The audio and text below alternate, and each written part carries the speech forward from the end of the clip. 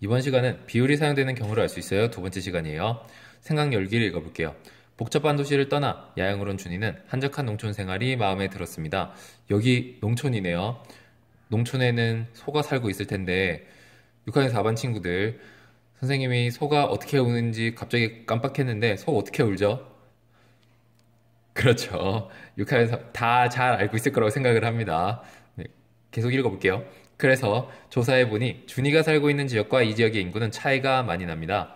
일정한 넓이의 땅에 사는 인구를 어떻게 나타내면 좋을지 생각해 봅시다. 이렇게 되어 있고요. 활동 1번을 보면 제주도와 서울의 땅 넓이와 인구를 조사한 표입니다. 각 지역의 1제곱킬로미터에 평균 약 몇백 명이 살고 있는지 알아보시오. 이렇게 얘기를 해서요. 밑에 보면은 두 지역의 1제곱킬로미터에 평균 약 몇백 명이 살고 있는지 질문이 있고 그 다음에 이제 두 지역 중에 어디가 더 사람이 많이 사는지 물어보고 있는데요. 이걸 풀기 위해서는 여러분들이 지난 시간에 공부했었던 방법을 그대로 쓰면 돼요. 어떻게 하느냐? 그러니까 이제 지금 제주도 넓이가요 1849제곱킬로미터잖아요. 그 넓이에다가 이 제주도에서 이제 1제곱킬로미터당 살고 있는 인구가 있을 거 아니에요. 평균 인구. 그 평균 인구를 여기에 곱해주면은 그러면 이제 전체 인구가 이렇게 나온다라는 것을 여러분들이 이용해 가지고요. 비율을 쓰면 되는 거예요. 기준량에다가 몇 배를 하면은 비교하는 양이 되는지를 여러분들이 그걸 생각을 해서 그래서 이제 넓이분의 인구 이렇게 해가지고요. 인구 나누기 넓이를 해주면 되는 거거든요. 그러면 제주도를 여러분들이 해보면은 계산기를 가지고 해봐야 돼요. 계산기를 가지고 해보면은요. 317.4 땡땡땡 이렇게 나오거든요. 그러니까 이제 58만 7천 나누기 1849로 하면 317.4 땡땡땡 이렇게 나오는데 근데 여기서는요. 약 몇백 명이 살고 있는지 물어봤어요. 약 몇백 몇십 명이 살고 있습니까? 하면은 10의 자리까지 나타내야겠지만 여긴 약 몇백 명이 살고 있습니까? 물어봤기 때문에 10의 자리에서 반올림을 해서 100의 자리까지 나타내야 돼서요. 그래서 317.4를 약 300명 이렇게 여러분들이 써야 되고요. 약 300명. 그 다음에 밑에도요. 서울도 이제 평균 약 몇백 명이 살고 있는지 물어봤기 때문에 여기 986만에다가요. 605를 나눠주면은 그러면은 16,297.5 땡땡땡 이렇게 나오는데 12 자리에서 반올림 하면은 16,300명이 나오거든요. 그래서 약 16,300명 이렇게 쓰면 되고요. 그래서 당연히 서울이 이제 1제곱킬로미터에 산 사람이 더 많죠. 그래서 여기다가 서울을 쓰면 되는 거고요. 서울.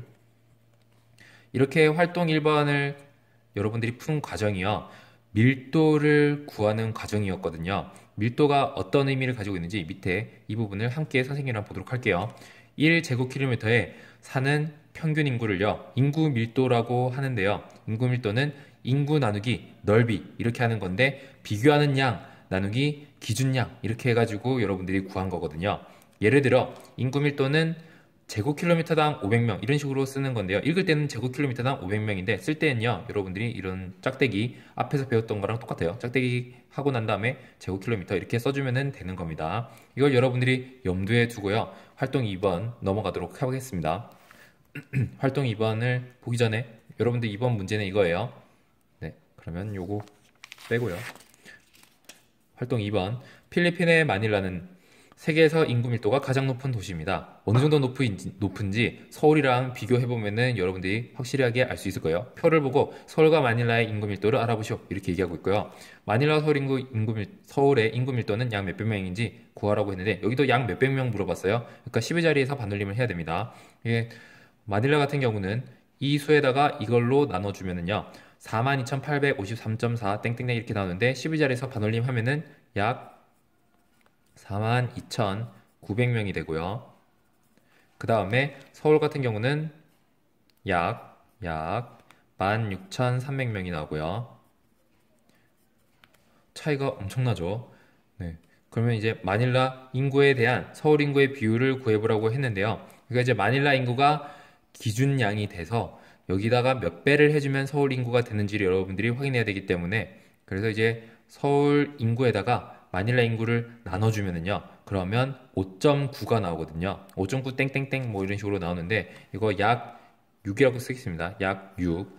그 다음에 마닐라 넓이에 대한 서울 넓이의 비율을 구하라고 하면은 그럼 이제 605에다가 38.5를 나눠주면은 15.6 땡땡땡 이렇게 나오는데 이거는 네, 자연수까지 또 나타내서 약 16이라고 하겠습니다. 16이라고 하는데요.